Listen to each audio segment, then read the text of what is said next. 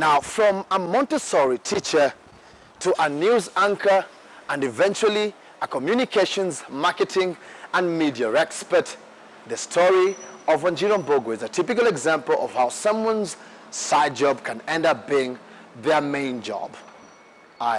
To understand how far Mbugua has come, we go back 6 years.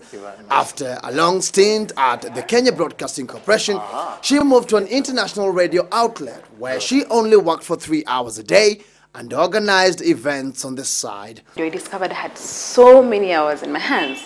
So I started giving my friends pro bono services, media services. As a novice, some of her initial partners took her for a ride in a public relations deal she initiated. I discovered that they were paid a lot more than what they paid me, obviously, because I was just a freelancer. Yeah. But how did she juggle between employment and her side jobs?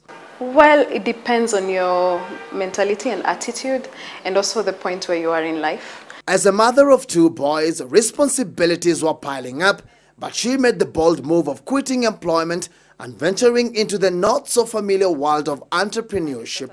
She stuck to PR and communications through her company Diamond Media. So far, Wanjiru has worked with governments, politicians, small and medium enterprises, NGOs, as well as local and international corporations. I can see President Kagame here. Yes, this was the first Governors Summit. It surprises me to learn that she started off on zero budget, only 1,000 bob to register her business name. For us as consultants, we don't really have something on the shelf that you're selling. So you don't need stock money. All you need is a concept which is in your mind. How creative you get and how knowledgeable you are and how experienced you are, it will show in terms of your presentation.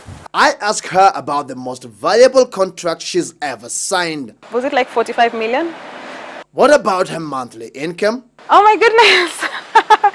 Let me just say that we have retainer clients who range anything between 500 a month to 1 million. It's been a journey full of learning experience. If you don't have your values, then the industry will bring the values to you, and half the time those values are not really what you're supposed to be working with. But it never was a smooth start for Mbugua. She remains forever grateful for her first client who trusted her with a 500,000 shillings job. I remember she paid me 350 first down payment cash, and it was a time that I was struggling. I didn't know where my next meal was going to come from. I didn't know where my next rent was going to come from. And you'd already quit? I had already quit. I walked through a wall. But that's all in the past. With contracts worth millions in the offing, basic needs are least of her worries. She now boasts a stable company that started with her as the only staff. But now... How many seats? 1, 2, 3, 4, 5, 6, 7. Only. And you, and 8. Still growing. I can say that. Patrick, Igunza Citizen Business Center.